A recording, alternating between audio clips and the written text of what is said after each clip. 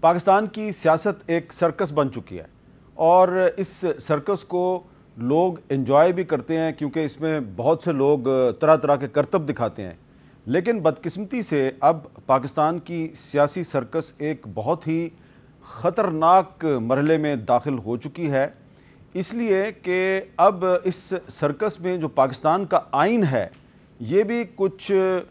سیاسی مفادات رکھنے والے جو گروہ ہیں ان کے ہاتھوں یرغمال بن چکا ہے، اور اس آئین کی کہیں پہ بھی ہمیں نہ امپلیمنٹیشن نظر آ رہی ہے نہ توقیر نظر آ رہی ہے۔ اور آپ دیکھیں کہ اس وقت چاروں طرف آپ پاکستان میں کسی طرف بھی دیکھیں تو کوئی نہ کوئی وہاں پہ لڑائی چل رہی ہے۔ اب ایک طرف مسلم لیگ نون اور چیف جسٹس آف پاکستان جو ہیں وہ آمنے سامنے آ گئے ہیں۔ مسلم لیگ نون نے چیف جسٹس آف پاکستان پہ ڈائریکٹ فائر کھول دیا ہے، اور دوسری طرف صدر پاکستان اور چیف الیکشن کمشنر وہ بھی آمنے سامنے آ چکے ہیں، اور آئین کچھ کہہ رہا ہے اور یہ دونوں جو ہیں یہ اس کی اپنی اپنی طریقے سے انٹرپریٹیشن کرنے کی کوشش کر رہے ہیں۔ تو اس ساری صورتحال میں یہ جو سیاسی سرکس ہے اس میں پاکستان کے عوام کا اور آئین کا مستقبل کیا ہے، اس پہ ہم گفتگو کریں گے۔ کچھ ہمارے ساتھ آئینی ماہرین ہیں اور کچھ بڑے اہم کردار اس موجودہ سیاسی صورتحال میں۔ جناب سردار لطیف کھوسہ صاحب جو اس وقت وکیل ہیں پاکستان تحریک انصاف کے، جناب بیرسٹر محسن شاہ نواز رانجھا صاحب مسلم لیگ نون کے رہنما ہیں اور توشہ خانہ کیس میں مدعی بھی ہیں، اور عابد زبیری صاحب صدر ہیں سپریم کورٹ بار ایسوسی ایشن کے۔ تو میں گفتگو کا آغاز کروں گا۔ سب سے پہلے میں آپ کو جناب سابق وزیر اعظم نواز شریف صاحب نے چیف جسٹس آف پاکستان کے بارے میں کچھ باتیں کی ہیں، ذرا سنیں وہ کیا کہہ رہے ہیں۔ توشہ خانہ سے لے کے تو القادر ٹرسٹ تک جس میں اربوں روپے کی چوری پکڑی گئی ہے، اس کو بچانے کے لیے سرگرم ہے چیف جسٹس آج کے چیف جسٹس عمران کو بچانے پہ لگے ہوئے ہیں اور جانتے ہیں کہ یہ بندہ کرپٹ ہے، اس نے پاکستان کو تباہ کیا۔ عمران خان کے لیے چیف جسٹس آف پاکستان جو ہے وہ اپنی کیریئر کو داؤ پہ لگا رہا ہے، اور اس کا جواب جو ہے وہ تحریک انصاف نے دیا ہے، لیکن کچھ ذرا مختلف انداز میں۔ آپ عدالتوں پر سر انداز ہونے کی ناکام کوششیں نہ کریں، آپ کی کہ بس کی یہ بات نہیں ہے، اور آپ تو خود 50 روپے کے سٹامپ پیپر پر لندن بھاگے ہوئے ہیں، آپ تو خود عدالتوں سے مفروغ ہیں، عدالتیں آپ کی تلاش میں پھر رہی ہیں، ججز صاحبان کو آپ کی تلاش ہے۔ اگر آپ کو پاکستان میں کرپشن اور انصاف کی اتنی ہی فکر ہے تو جہاز کا ٹکٹ لیں، فوراً واپس آ جائیں اور عدالتوں کا سامنا کریں۔ اچھا، اب میں اس پہ گفتگو کا آغاز کرتا ہوں لطیف کھوسہ صاحب سے۔ کھوسہ صاحب، جو سپریم کورٹ میں اور اسلام آباد ہائی کورٹ میں جو کیس کی سماعت ہے، میرا خیال ہے کہ سب جوڈس معاملہ ہے، میں اس کی ڈیٹیل میں نہیں جاتا، لیکن اس سے ریلیٹڈ ایک سوال ہے کہ کیا یہ جو الزام لگایا گیا ہے مسلم لیگ نون کی طرف سے چیف جسٹس آف پاکستان پہ کہ وہ چیئرمین تحریک انصاف کو بچانے کی کوشش کر رہے ہیں، اس کا کیا جواب دیں گے؟ دیکھیں میر صاحب،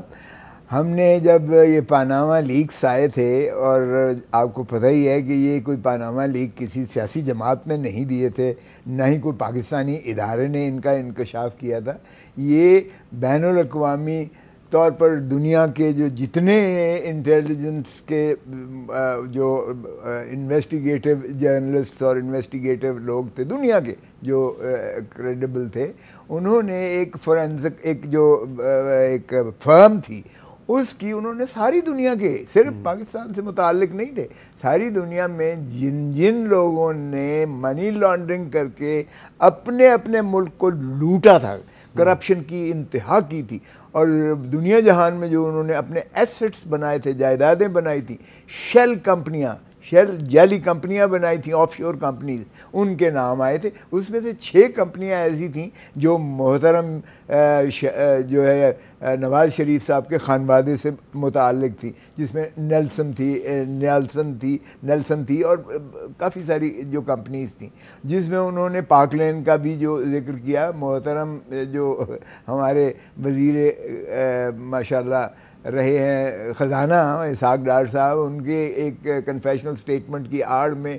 جو منی لانڈرنگ کی قاضی فیملی لنڈن میں آئی، جس طرح سے پاکستان میں ان کے اکاؤنٹس میں گئے، پھر لیئرنگ ہوئی، اس کا یہ آج جو آپ ڈیٹیل بتا رہے ہیں، اس کا اس کیس سے کیا تعلق ہے؟ میں عرض کر رہا ہوں اس کیس سے بہت زیادہ تعلق ہے۔ تو یہ جب سارا کچھ ہوا تو پھر اس وقت کی جو حکومت تھی اور اس وقت کی نیب تھی، انہوں نے ایک انویسٹیگیٹو فرم کو انگیج کیا، بین الاقوامی جس کو آپ اس کے نام سے معروف کرتے ہیں، اور وہ پچھلے ہفتے اسی ہفتے بلکہ وہ کیس لگا بھی ہوا تھا، براڈ شیٹ جس کو آپ کمپنی کہتے ہیں، وہ براڈ شیٹ مین آف آئل کی ایک کمپنی. میں نے یہ سوال آپ سے اس لیے کیا کہ نواز شریف صاحب کو سزا جو ہے وہ ان کمپنیوں کی وجہ سے نہیں ہوئی. دیکھیں انہی کی ایسٹس پاک لین کی وجہ سے جو ہے وہ بالکل سزا جو بشیر کا اپنا چودھری بشیر اس جج نے دی ہے، اور دوسری سزا جو نیب عدالت نے جو ناہلی ہوئی وہ تو صرف اس لیے ہوئی کہ بیٹے سے جو تنخواہ لی وہ ڈکلیئر نہیں کی. نہیں دیکھیں امیر صاحب ذرا پورے فیصلے کو پڑھیں وہ تو آپ کو ایسے سنسنی خیز انکشافات جائیداد کے نظر آئیں گے. تو آپ یہ کہہ رہے ہیں کہ سپریم کورٹ کا فیصلہ درست تھا؟ سپریم کورٹ کا فیصلہ اس انداز سے درست تھا کہ انہوں نے ان شریف صاحب سے میاں نواز شریف پر رعایت کر کے، دو جج صاحب نے تو سیدھا کیا، انہوں نے یہ رعایت کی کہ نہیں، اس کو تفتیشی مرحلے سے گزر کر جو ہے جانا چاہیے.